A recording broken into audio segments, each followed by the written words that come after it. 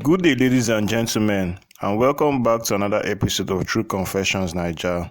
The following story was shared with me by someone who wishes to remain anonymous, so sit tight because this is one story you don't want to miss. Hello, Bros Ori. I want to share something with you that I've never told anyone in full detail before. I've changed a few things for my safety, but the emotion and the experiences, they are very real. This is my story.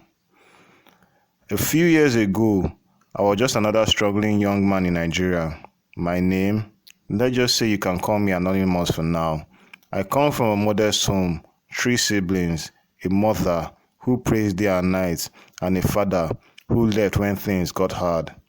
Money was always a problem. No matter how hard we tried, there was never enough to eat, never enough to pay school fees. We were drowning in poverty. I was 22, angry, tired, and desperate. One night, after skipping dinner again, I found myself online, scrolling through forums and groups, looking for ways to make money fast. That's when I met Leo. He had a sleek profile, pictures of luxury cars, trips to Dubai, expensive watches. He said he was just 25 and already a millionaire.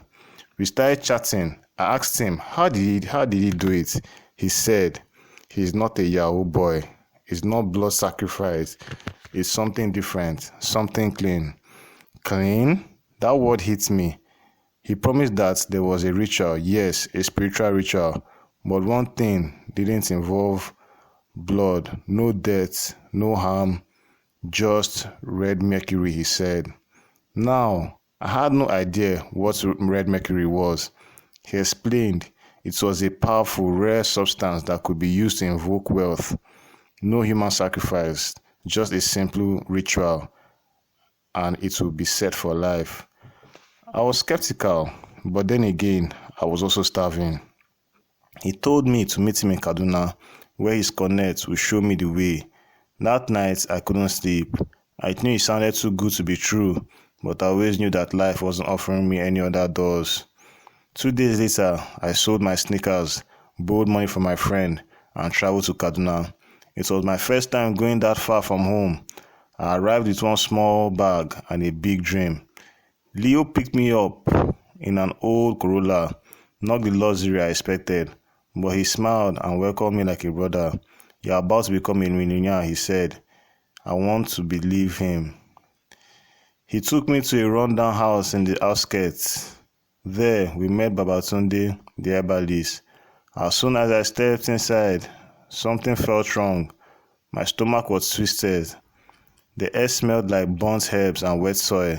But Babatunde looked into my eyes, chanted a few words and said, "Your star is bright.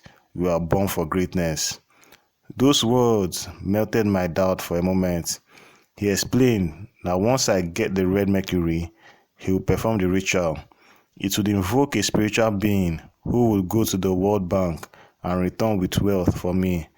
I know it sounds stupid now, but back then I was hooked. But there was a catch. The mercury could only be found on ships, real ships, cargo vessels. You need pirate connections, Leo said casually. Wait, what? I laughed nervously and asked, how am I supposed to get on a ship? They told me not to worry. Leo had a contact in Port Harcourt. The man had a small vial of red mercury and was willing to sell it for 500,000 naira. I didn't have that kind of money, but desperation is louder than reason.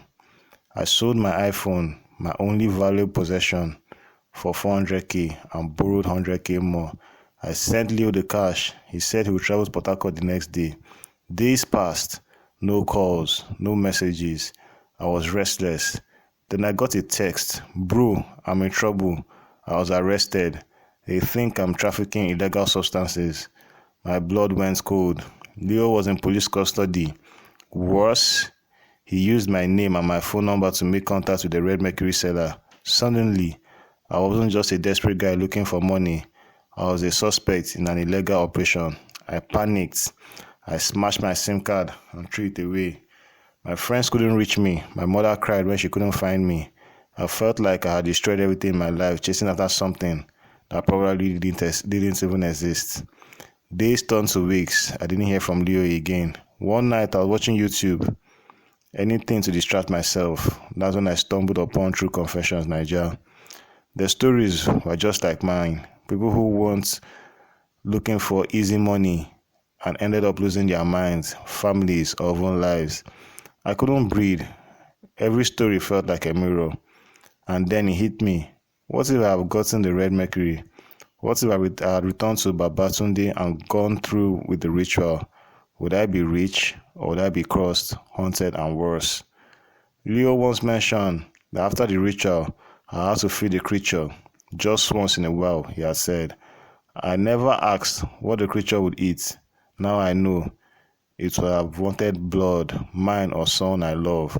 I broke down in tears. To anyone watching this, please, if you are thinking of using your dark means to get money, I'm begging you, don't. Not because I'm better than you, not because I'm holy, but because I've been there. I've almost sold my soul for something I didn't understand. I almost sacrificed my mother's prayers, my siblings' love, and my own future for the hope of money. And what did I get? I'd lost my phone, my peace, my trust in people, and I was nearly arrested. But I thank God, I thank Him that the red mercury never came, that I never returned to that house, that Leo disappeared because maybe, just maybe, it was divine intervention. If you are in the dark place right now, broke, tired, angry, I feel you, but I promise you, no matter how slow, honest money is better than blood money. If the devil gives you anything, he will always come back for more. And when he does, he doesn't knock politely. Dear listeners, this story was sent in anonymously. If you have your confessions to share, reach out. Your story could save someone's life. Strange things indeed they do happen in this world of ours. Can you even believe it?